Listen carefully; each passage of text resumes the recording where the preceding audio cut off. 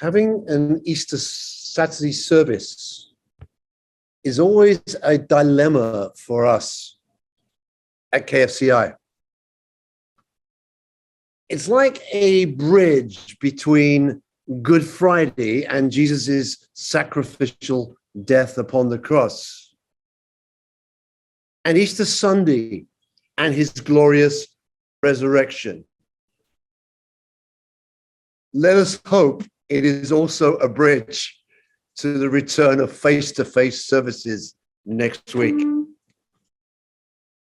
What we have tried to do in response is to celebrate the death and the resurrection of Jesus in one service. Our songs, our focus up until this point have been on Calvary. And we will finish the service at the empty tomb. And to do so, we have our own bridge.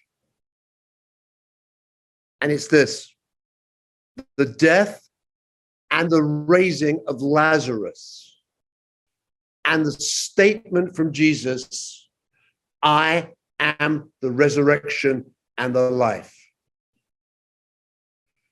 John's gospel contains the 7 I ams that we have studied over Lent in company with thousands of other churches around the world.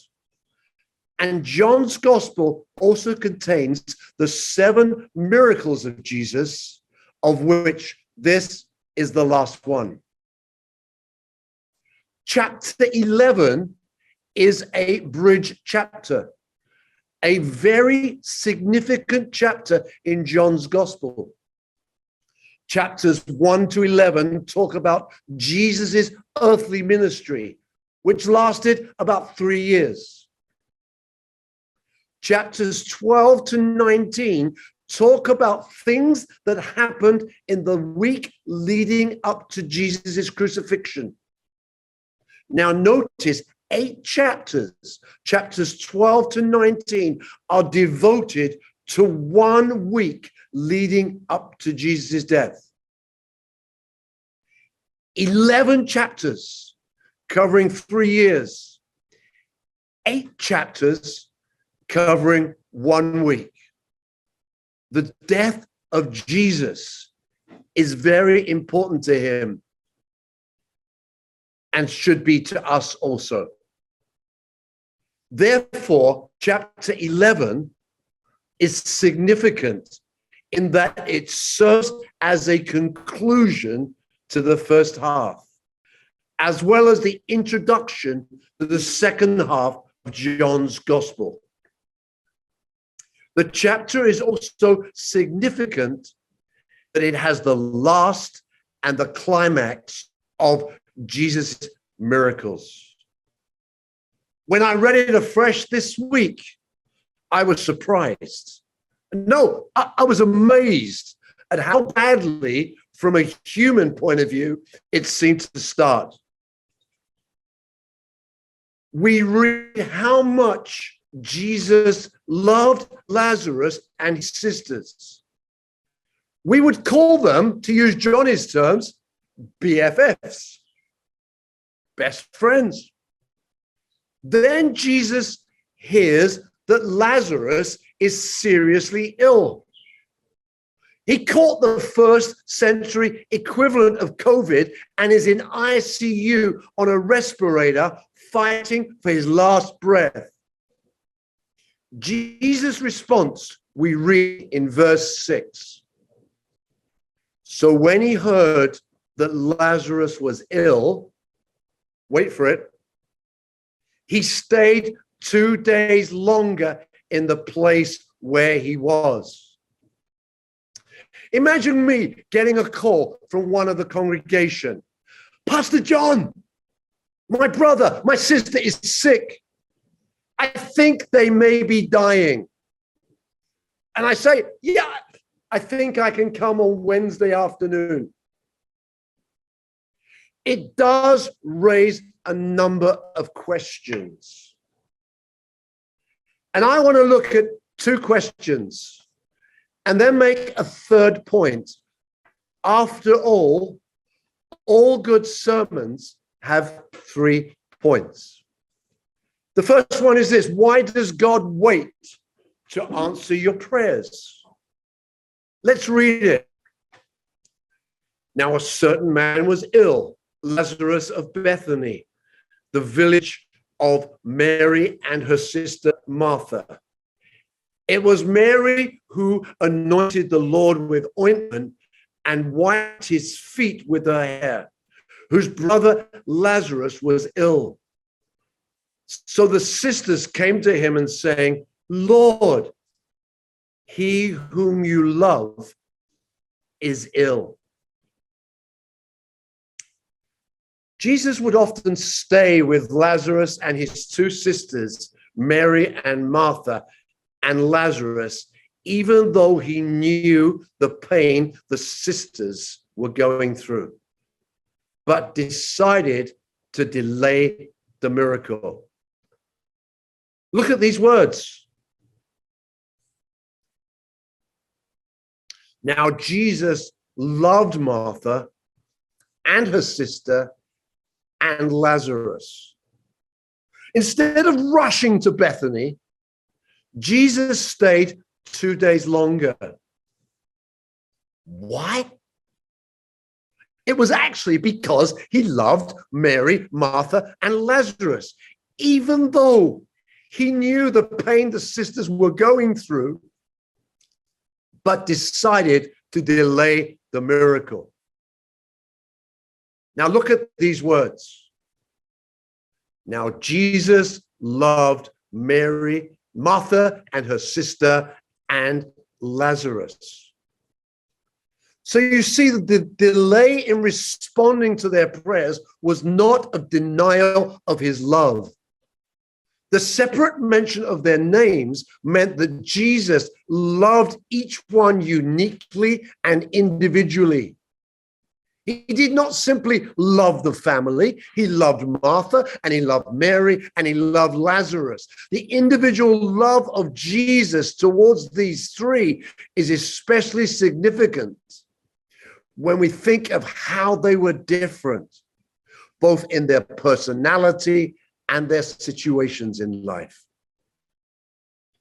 Church, we are the Marys and the Marthas in this story. Lazarus is someone or something who is very dear to you. Your Lazarus is ill, and you desperately need Jesus to intervene, to save your Lazarus. The love of Jesus does not exempt us from the sickness and the problems of life. How often have you prayed or requested Jesus to show up, but he did not? How did you feel? Instead, he heard your prayer, but decided to wait. His words to you: I love you. Your Lazarus will not die. To dig into this seeming anomaly, I want to look at a few more verses. I've called this When God Seems Too Late. So when Martha heard that Jesus was coming, she went and met him. But Mary remained seated in the house. Martha said to Jesus, Lord, if you'd been here, my brother would not have died. But even now, I know that whatever you ask from God, God will give you. Jesus said to her, your brother will rise again. Martha said to him, I know he will rise again in the resurrection on the last day. Jesus said to her, I am the resurrection and the life. Whoever believes in me, though he die, yet shall he live. And everyone who lives and believes in me shall never die. Do you believe this? She said to him, yes, Lord, I believe that you are the Christ, the Son of God, who is coming into the world. Now, when Mary came to where Jesus was and saw him, she fell at his feet, saying to the Lord, Lord, if you'd been here, my brother would not have died. When Jesus saw her weeping, and the Jews who had come with her also weeping, he was deeply moved. He was moved in his spirit and greatly troubled. And he said, where have you laid him? They said to him, Lord, come and see. Jesus wept. So the Jews said, see how he loved him. But some of them said, could not he who opened the eyes of the blind also have kept this man from dying? Now notice the sequence of events carefully. As I said earlier, after Jesus received the message, Jesus waited for 2 days and then traveled to Bethany. When he arrived, Lazarus had been dead for 4 days. This means that the messenger must have taken a day to travel to Jesus. Jesus took a day to travel back to Bethany, and Lazarus must have died after the messenger left. I realize for the first time this week, you may not have spotted this. When Jesus said, this illness does not lead to death, Lazarus was already dead. Did Jesus make a mistake? Or did Jesus mean something else? So Jesus's arrival is a little too late. Or is it? There is a tension between two realities throughout this story. On one hand, we are told of Jesus's affection towards Mary, Martha, and Lazarus. But on the other hand, we notice that Jesus delayed action. The sisters noticed this. Martha said, Lord, if you'd been here, my brother would have not died. Mary said, Lord, if you'd been here, my brother would not have died. The Jews who were there said, could this man who opened the eyes of the blind also have kept this man from dying? At times, the same tension exists in life. We are told that Jesus loves us, but his inaction suggests the opposite. I'm pleased to say my friend in Australia, Tim Thurston, is on the Zoom call tonight. And we had a conversation about 10 days ago. Tim and his wife, they'd had their home and all their belongings dramatically wiped out in the recent floods. It was an awful experience. He was asking me, why didn't God warn me? And we were led to talk about Job in the Old Testament. Job was a righteous man, and he suffered much. He pleaded with God to take away his suffering, but there was no answer for a long time. The same with Joseph. Now, why does God do this?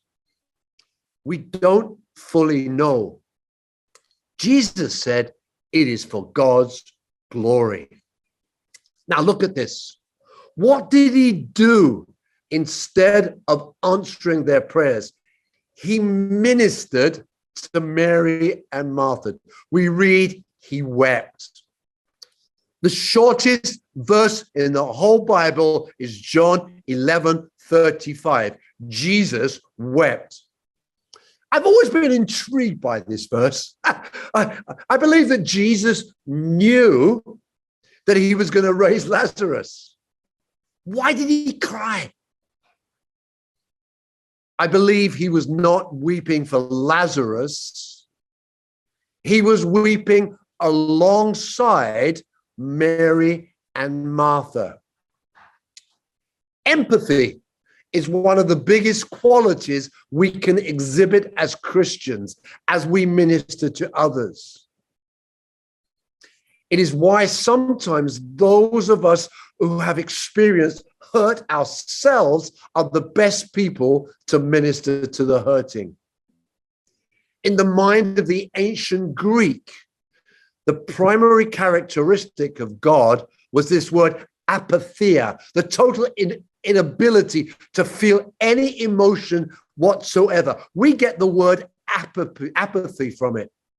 The Greeks believed in an isolated, passionless, and compassionless God, but not Jesus.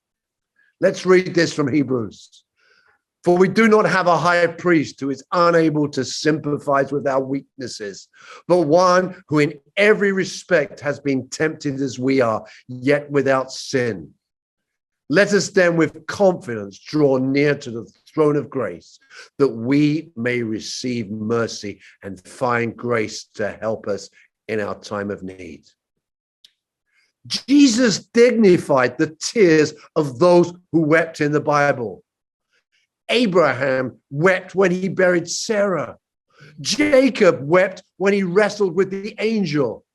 David and Jonathan wept together. Hezekiah wept over his sickness. Josiah wept over the sin of his nation. Jeremiah was known as the weeping prophet. I believe that KFCI is called to be an empathetic church, not an apathetic church. Jesus' interaction with these two sisters is as different as the sisters themselves. Martha is extroverted and reactive, accusative, but Mary is introverted and reflective. Martha was disappointed, while Mary wept. They processed the death of Lazarus very differently, but both said the same to Jesus. Lord, if you'd been here, our brother would not have died. It is likely that they said this to each other several times since Lazarus dies. Why wasn't Jesus here? My friends, it may look like God has failed you, but he will never leave you and he will never forsake you. He is a faithful minister to you. Now, you may be more like Mary or more like Martha, but irrespective, Jesus is here to minister to you. With Martha, Jesus gave a listening ear and engaged with her in conversation. But with Mary, Jesus demonstrated an incredible empathy. He wept. Jesus ministered to each of them in the way they needed. Jesus knew that Lazarus would soon be raised and that their grief would turn to joy. Yet he took time to grieve with them. He understood that grief is real and they needed to take time to grieve. Even given the reality of resurrection, grief is an appropriate response to loss. Jesus said to them, your brother will rise again. Now, remember earlier, he said, this illness will not lead to death. Now, it must have been hard to trust what he is saying or promising the second time. However, most of the Jews actually believed in the resurrection at the end of the age. So they were very likely to have also said to the sisters, your brother will rise again. This is very possible because Martha responded, I know that he will rise again in the resurrection on the last day. She probably learned this from childhood. But look at Jesus' response. He said, I am the resurrection and the life. Now, this is another I am saying of Jesus. I am the bread of life. I am the light of the world. I am the door. I am the good shepherd. The resurrection and the life that the Jews were looking forward to, the resurrection and the life that the Jews were comforting with the sisters with, the resurrection and the life that Martha knew is found in Jesus. Jesus is the resurrection and the life. Jesus further explains, whoever believes in me, though he die, yet shall he live. And everyone who lives and believes in me shall never die.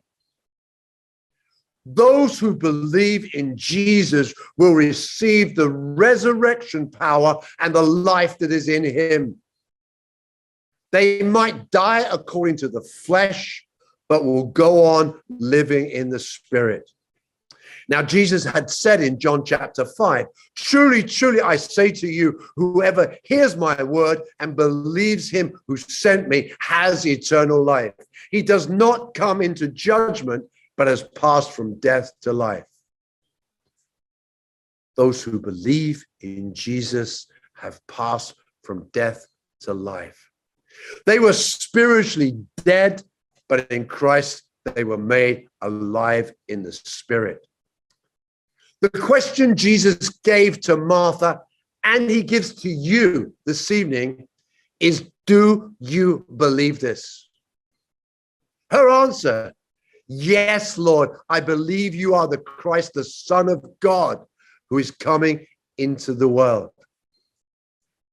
Now, why did John write this gospel? Well, if we go to the end of the gospel, to John's 20, now Jesus did many other signs in the presence of the disciples, which are not written in this book, but these are written so that you might believe that Jesus is the Christ, the Son of God, and that by believing you may have life in his name. My friends, we also should confess, yes, Lord, I believe that you are the Christ, the Son of God, who is coming into the world. In fact, will you do that right now? As we draw to a conclusion, an exciting conclusion, a very exciting conclusion. After my two questions, my third point is this: God keeps his promises. Let's read it. This is really exciting. Then Jesus, deeply moved again, came to the tomb. It was a cave, and a stone lay against it. Jesus said, "Take away the stone." Martha, the sister of the dead man, said to him, "Lord, by this time there will be an odor, for he has been dead for 4 days." Jesus said to you, "Did I not tell you that if you believed, you would see the glory of God?" So they took away the stone. And Jesus lifted his eyes and said, "Father, I thank you that you have heard me. I knew that you always hear me. And I said this on the account of the people standing around. But I said this on the account of the people standing around, that they may believe that you have sent me." When he had said these things, he cried out with a loud voice, "Lazarus, come out!" The man who had died came out, his hands and feet bound with linen strips, and his face wrapped with a cloth. Jesus said to them, "Unbind him and let him go." So Jesus arrived at the tomb and requested that the stone be removed. Martha protested. For a start, there would be an awful stench. After all, this was the Middle East. It was hot and humid. We in Hong Kong know only too well what the humidity would be like. Think of June or July. Add to that a 4-day-old smelly corpse. But the real issue here is Martha's trust. Is it hard for her to trust again this time? Again, Jesus' response was simple. He simply said, take away the stone. In other words, trust me. It was up to Martha. The stone could not be opened without her permission. Will she and can she trust in Jesus this time? Jesus called Lazarus, and Lazarus came out from the tomb. He was brought back to life. When Jesus raised Lazarus with a loud voice, it confirms Jesus' earlier statement in John 5:25 that the dead will hear the voice of the Son of God and will live. It also demonstrates that Lazarus is one of the sheep who is recognized the voice of the Good Shepherd that we read in John 10. Martha and Mary's faith was vindicated. They simply chose to trust Jesus again, even though they didn't know what to expect. The Jews believed that when a person died, the person's spirit stayed around the body for 3 days and then departed. I believe this is why Jesus waited 4 days to demonstrate his absolute control over death and his own death eventually.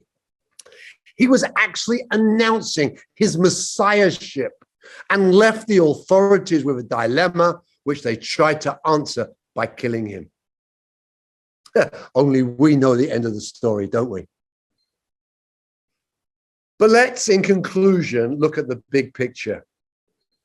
The positioning of this miracle in John's narrative of Jesus' life tells us that the event is meant to complement and dovetail with Jesus's own imminent death. He has returned to Bethany to restore Jesus to life, in full knowledge that he will pay with his own life. Actually, only 2 to 3 miles from that spot, that very spot. I mean, that's like Victoria Park from our KFC church office.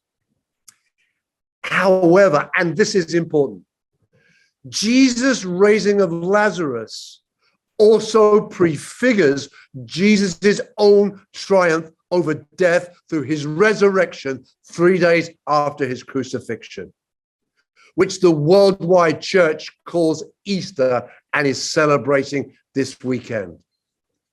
As the last miracle that he will perform in his life, it paves the way for his own resurrection 3 days after the crucifixion, with the detail of the stone rolling away from the tomb also paralleling Jesus' revival of his friend Lazarus. KFCI.